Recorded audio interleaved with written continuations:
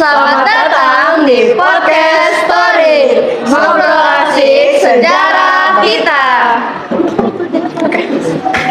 Aku Dimas dan hari ini kita bakal bahas topik yang sangat penting tapi asik tentang Indies Parties dan dua kongres pemuda legendaris. Tapi santai aja, kita nggak bakal bikin kalian bakal ngantuk kayak lagi ngerjain tugas matematika.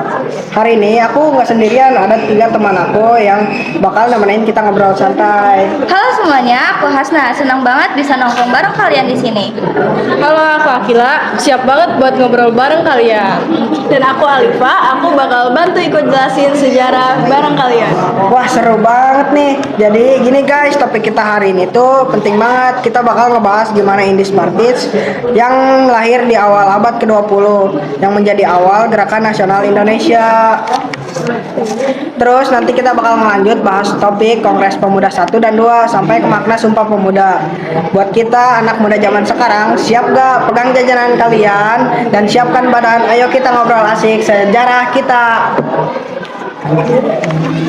Oke, kita mulai dari awal banget nih. Hasna, kamu udah hafal banget kan siapa yang mendirikan Indies Parties? Iya dong, jadi Indies Parties itu didirikan pada tanggal 25 Desember tahun 1912 di Bandung oleh 3 tokoh keren banget yang dikenal dengan sebutan 3 serangkai, Ernest Dwyer, Dr. Cipto Mangunkusumo, dan Suhardi Sudjaningrat yang nanti dikenal sebagai Ki Haji Dewantara. Wah, trio legendaris versi Boboiboy pergerakan nasional tuh. Cuman bedanya tuh mereka nggak punya kekuatan super kayak petir atau angin, tapi mereka punya kekuatan yang lebih dahsyat kayak kekuatan ide dan semangat persatuan bangsa. Nah, waktu itu kondisi Hindia Belanda tuh kacau banget guys.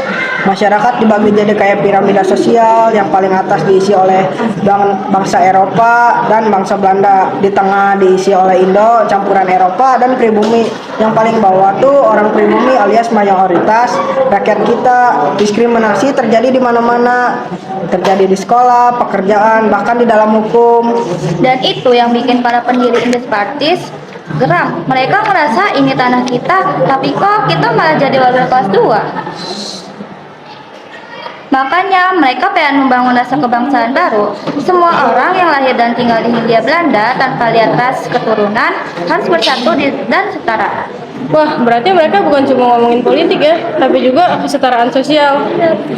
Bener banget, mereka justru yang pertama kali ngedalin ide nasionalisme Indonesia. Buat mereka, nasionalisme itu bukan cuma soal cinta tanah air, tapi juga tentang keadilan, kesetaraan, dan kebanggaan jadi bangsa menjadi bangsa sendiri. Keren banget. Jadi waktu itu tuh mereka kayak orang pertama yang berani bilang stop ya. Mikirin satu suku, asal, warna kulit. Kita semua tuh rakyat India, dan disinilah nanti muncul istilah Indonesia sebagai identitas politik baru. Iya, bahkan di zaman itu kata Indonesia belum populer, tapi Dwyer dan teman-temannya udah berani pakai istilah itu dalam tulisan-tulisannya. Mereka percaya kalau nama Indonesia tuh bisa jadi simbol persatuan bagi semua rakyat di kepulauan ini. Wah, berarti Indies Parties bisa dibilang pencetus pertama semangat Indonesia merdeka ya? Iya, mereka itu pionir banget, tapi sayangnya ide mereka tuh dianggap terlalu berani sama Belanda. Bayangin aja mereka itu mendirikan partai politik yang terbuka untuk semuanya, untuk semua ras, dan tujuannya itu jelas dengan slogan menumbuhkan semangat cinta tanah air, memperjuangkan kemerdekaan, dan menghapus diskriminasi kolonial. Ya jelas Belanda pasti panik banget dong. Dan akhirnya partai ini cuma bertahan 1 tahun ya.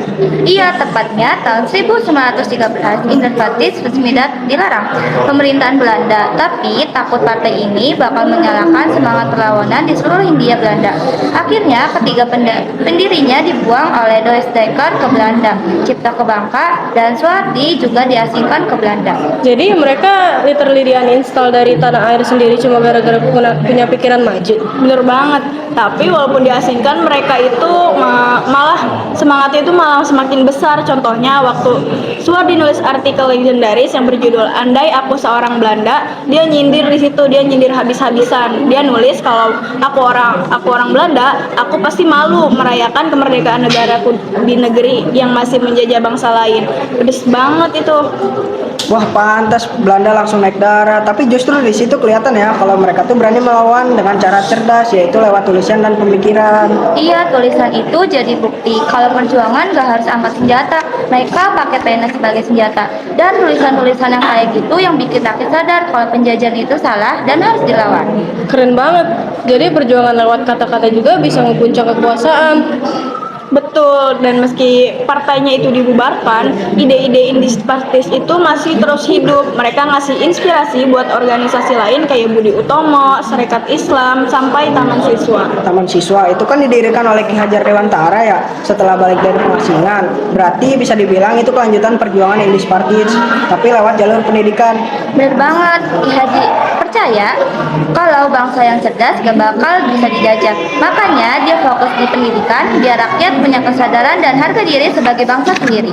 Kalau dipikir-pikir, Indispartis itu kayak awal kesadaran nasional Indonesia. Mereka nggak berhasil secara politik, tapi berhasil membangkitkan mindset baru di kepala rakyat. Iya, karena dari ide mereka itu lahirlah kesadaran baru bahwa perjuangan kemerdekaan itu harus dilakukan bersama-sama, bukan cuma oleh satu golongan ataupun daerah. Jadi walaupun cuma hidup sebentar, pengaruh indispartis tuh panjang banget kayak api kecil yang nyalain obor perjuangan bangsa. Dan pelajaran yang bisa kita ambil, ide besar kadang ditolak dulu, tapi justru itulah yang paling berpengaruh nantinya. Kalau mereka hidup sekarang, mungkin mereka udah bikin channel YouTube Sejarah Tanpa Batas dan viral tiap minggu. Dan pastinya banyak banget gak sih yang bakal subscribe karena kontennya tuh nggak cuma edukatif tapi juga bakal nyentuh hati. Jadi kesimpulannya indispartis itu ngajarin kita kalau kemerdekaan selalu dimulai dari pemikiran yang berani dan tekad bersatu. Mereka kayak fondasi yang bikin kita sampai ke titik ini. Indonesia yang merdeka dan bangsa bangga akan jati dirinya. Dari indispartis ini semangat buat bersatu mulai tumbuh. Kemudian semangat itu diwarisi oleh pemuda yang bersatu dalam Kongres Pemuda 1 dan 2 ditemani oleh Indonesia. Dan ini kita lanjut ke segmen Kongres Pemuda 1 tahun 1926. Ini tujuannya semacam pertemuan besar antara pemuda dari berbagai daerah yang punya tujuan mencari cara agar bagaimana Indonesia bisa bersatu, bukan cuma dalam angan-angan. Nah, betul banget, kongres ini tuh semacam pertemuan besar para pemuda dari sebagai organisasi kayak Jong Java, Jong Sumatera, dan Jong Ambon, dan beberapa organisasi ke daerah lainnya.